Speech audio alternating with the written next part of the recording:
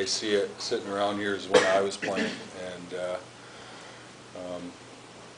they've been a huge part of the Moose Jaw Warriors and the success of the Moose Jaw Warriors, and you know, to have the opportunity to be around for 25 years says a lot about the community and a lot about why you guys are here.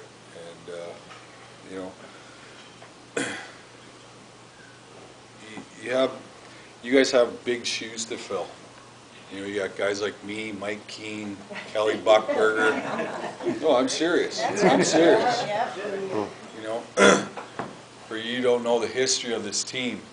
You know, we were always the hardest working team. We were the hardest team to play against. Teams did not want to come into the Civic Center because they left battered, bruised, cut up, beat up.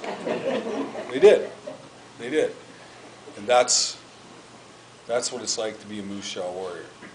You know, the ultimate competitor, the ultimate teammate, you know, and 5 of us guys ended up winning Stanley Cups after we left the Moose Jaw Warriors.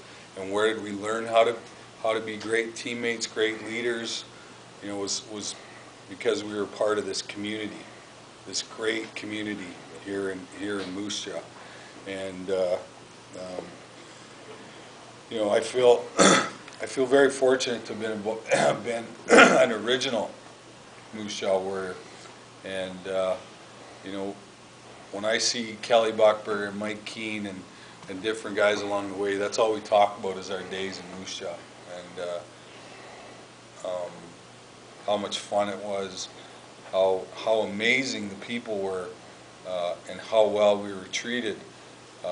Every day we were part of this community, and that's why when we come back, you know, we really look at it as special times and special moments to be able to see, you know, these people who you know, volunteer their time so that your lives are easier, so that all you have to worry about is going to the rink and playing the game, and that's important, really important.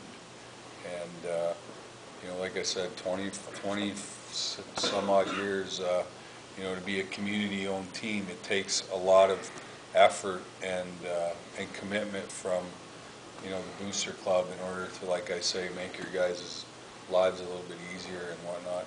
And you know, I understand that you guys have gone through a bit of a rough road the last few games, and you know, my experience has been that the only way you get out of that type of situation is you work your way out of it.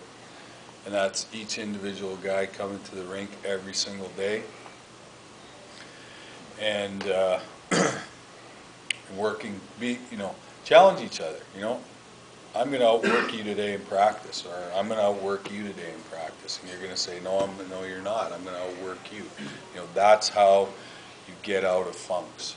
And when the game starts, you know, the reason why you practice is so when it comes time to play the games, you're not thinking about where you're supposed to be. You're not thinking about what you're supposed to be doing on the ice. It just comes natural. And how does it come natural? It comes from practicing. You know, you practice how you play, you know. And, you know, the reason why I was so successful in my hockey career was, you know what, when I lined up against you at the face-off dot when the puck was dropped, I would smile at you and laugh at you because I knew there was no way, nowhere, no how that you were going to compete at the same level that I was on that particular night. And because of that, that's the reason why I had success, you know. And if you did match my play, that made my play elevate even to another level because I hated to lose and I hated getting beat by another guy. And that's the attitude you have to have. If you want to play at the next level, that's the attitude you have to have. Because there's so many good hockey players nowadays that what sets you apart from being a National Hockey League player as opposed to a minor league player is that willingness to compete every single night. And that's a fine line between winning and losing is the hard work component. Because we all know how to play hockey. You know, we all know how to play. It's just those little intangible things that you bring to the dressing room, you bring to the team, and you bring to the ice is the most important thing, you know. And each one of those guys that I mentioned to you, Buckberger, Keane, Jim McKenzie, Lyle Oline, that's what we were. That's the kind of players we were. And that's why when we went to the next level, we were successful. And where did we learn it? We learned it in Moose Jaw. You know, and if you're a warrior, you're the hardest working guy anywhere in the league. And that's who we were. You know, 25, 26 years ago, that's who we were. And it was a reflection of the Booster Club.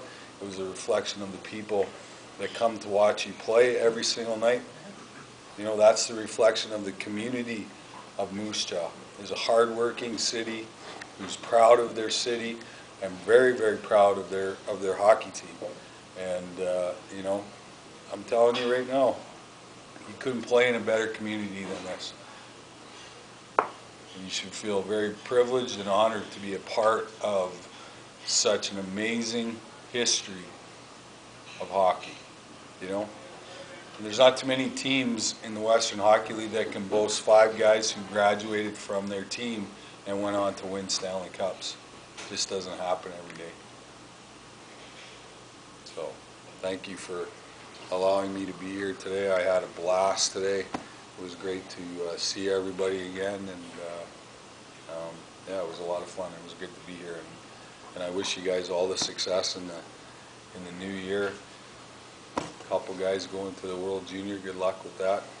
You know, I got to play in a couple of those too. That was a lot of fun to be a part of that. So, and for some of you guys who don't know who I am, the last year I played Moose Jaw, I finished tied for the WHL scoring race. The second guy on the Moose Jaw Warriors had 60 points. That year I had 160. So, next closest guy, I was 100 points ahead of him. So.